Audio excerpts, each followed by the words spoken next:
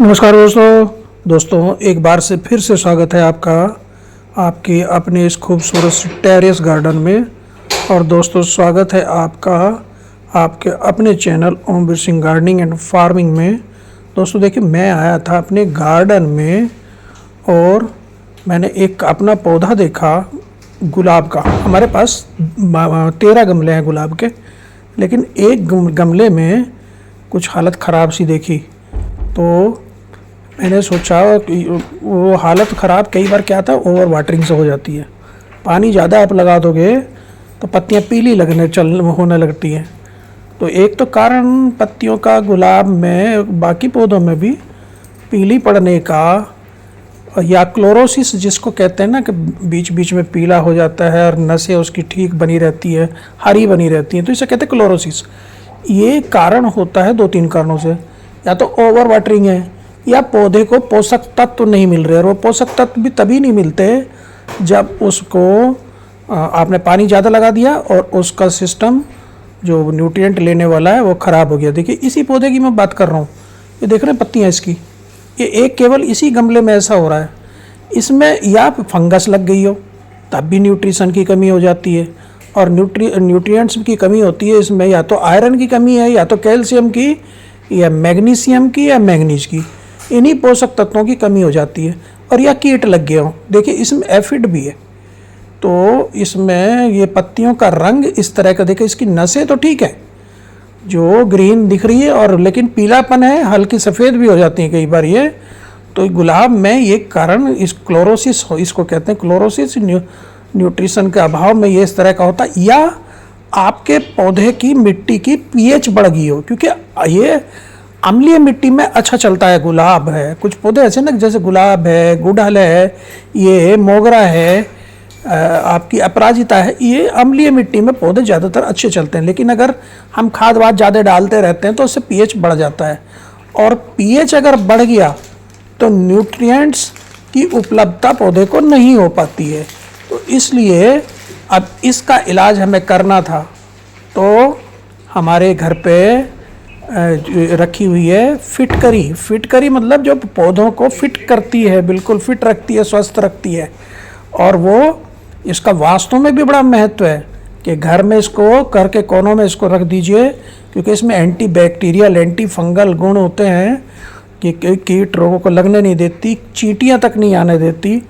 तो उसको हमारे यहाँ घर पे रखी हुई थी। तो हमने अब इस गुलाब में हमें, देखिए चींटियाँ इसमें, अब जहाँ एफिड होगा वहाँ चींटी होती ही हैं उस पौधे में।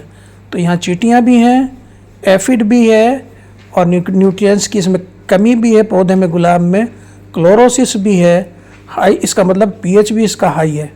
तो आज हम इसका में यूज़ करेंगे फिटकरी का इस्तेमाल करने का तरीका बताऊंगा। फिटकरी जिसको एलम भी कहते हैं, और उसका जो रासायनिक नाम है वो है पोटेशियम एल्यूमिनियम सल्फेट। इसको pearl alum, filter alum, pickle alum, कई नामों से पुकारते हैं। और सेविंग करने के बाद इसको लगाते हैं, सेविंग लोशन में भी इसको इस्तेमाल होता है। और गंदे पानी को साफ़ करने के लिए भी फिटकरी का इस्तेमाल करते हैं। स्किन केयर में भी ये बहुत फ़ायदेमंद। लेकिन खेती में भी, अगर खेती में पीएच बढ़ गई है, मिट्टी क्षारीय है, तो आप कितने भी खाद डाल लीजिए, पौधों को न्यूट्रिशन मिलता नहीं है, पोषक तत्व मिलते नहीं है, तो पैदावार नहीं होती, ग्रोथ अच्छी नहीं होती पौधे की। तो इसको 1 किलो जो एलम की मात्रा वो 1 एकड़ खेत के लिए पर्याप्त होती है। और इसको क्या करना होता है कि कई तरीके से इसका इस्तेमाल कर सकते हैं गमलों में। तो इस आपके पौधे में टर्माइट लगी है, दीमक के लिए भी बहुत ही बढ़िया है। ये फंगस के लिए भी, फंगस लग जाती है ज़्यादा पानी। देखिए गुड़हल में भी हमारे कुछ, एक गुड़हल के पौधे में हो रहा है और एक गुलाब के गमले में हो रहा है। तो इन दोनों के लिए आप क्या करना है ना, थोड़ा सा एक ढेला लीजिए या पाउडर लीजिए, कागज़ में रख के, और गमले में कहीं एक कोने में रख दीजिए, तो ये अपना काम करना शुरू कर देगी। या गमले में नीचे रख दीजिए इसको, या मिट्टी में मिला दीजिए। 2 से 5 ग्राम ये जो लेके फिटकरी, उसको पानी में घोल दीजिए। बस करना ये है आपको कि 1 लीटर पानी में 2 से 5 ग्राम घोल कर रख दीजिए पहले दिन, और दूसरे दिन उसका इस्तेमाल करिए। और पहले दिन निराई कर दीजिए, क्योंकि मिट्टी गिल्ली नहीं होती जो होनी चाहिए, सूखी मिट्टी में इसका इस्तेमाल करना है। तो एक बाउल में पानी लेके 1 लीटर और फिटकरी के टुकड़े अब उसका पाउडर बना कर उसमें डाल दीजिए और चम्मच से मिला के घोल बना दीजिए इसको और रख दीजिए एक दिन के लिए। अगले दिन इसका छिड़काव आप कर सकते हैं और इसको मिट्टी में दें तो बहुत बढ़िया है। कई बार ज़्यादा मात्रा होगा स्प्रे से पौधे के पत्तियाँ ना जलने का खतरा बना जाता है। तेज़ धूप में आपके पौधे झुलस गए हैं, उसकी पत्तियाँ कमज़ोर हो रही हैं, पौधे को पोषक तत्व तो नहीं मिल रहे हैं, तो इसका इस्तेमाल ज़रूर करें। मिट्टी में टुकड़ा कागज़ में लपेट, जैसे मैंने बताया कागज़ में लपेट कर रख सकते हैं या मिक्स कर दो मिट्टी में या गमले के नीचे रख दो, तो कीटों को ये रोकता है, चींटी को नहीं आने देता। और बारिश में खास करके फंगस की जो समस्या होती है बारिश में, तो ये पौधों के लिए सुरक्षा कवच है। तो हम कर दे रहे हैं निराई, आज इसकी निराई गुड़ाई कर देंगे जिससे मिट्टी में इसमें हवा निकल जाए, सूख जाए। और आजकल ना ये बागवानी का शौक कुछ ज़्यादा ही है। आजकल पहाड़ों में घूमना और घर में हर घर को हरा भरा रखने के लिए बागवानी करना, इसका रुझान बहुत बढ़ रहा है।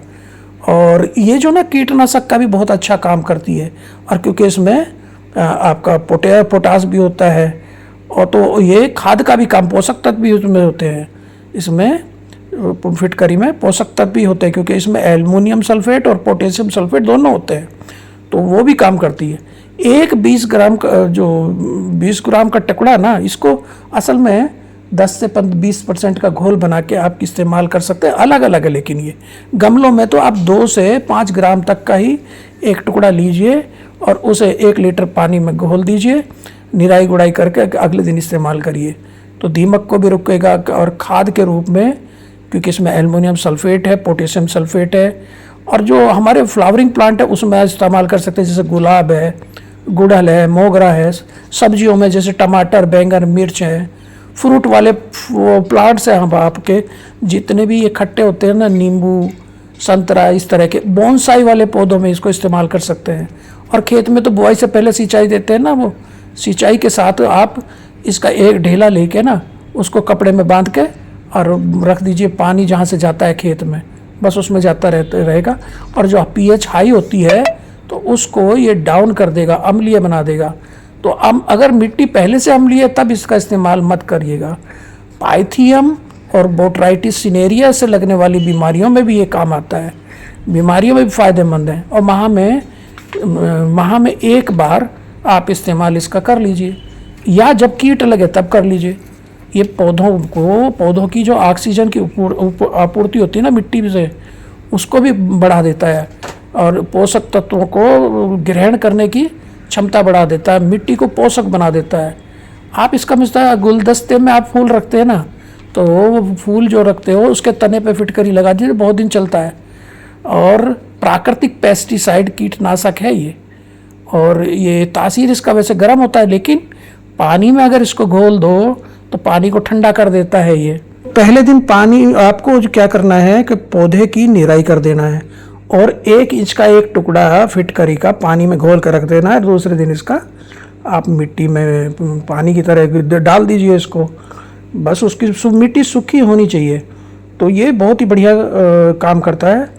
और ये देखना जैसे खेती में तो ये है कि ना सब कुछ डाल दिया आपने, सब तरह खाद डाले, तब भी आपको फ़ायदा नहीं मिल रहा, तब इसका इस्तेमाल करके ज़रूर देखिए, तो ये फ़ायदा करता है बहुत।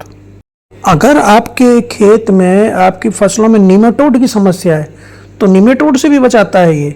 इसमें भी यही करना है, 3 से 5 ग्राम 1 लीटर पानी में घोल कर रख दीजिए और अगले दिन इसका पानी लगा दीजिए और एक गमले में 100 से 500 ml ये जो घोल तैयार किया उसका इस्तेमाल करिए।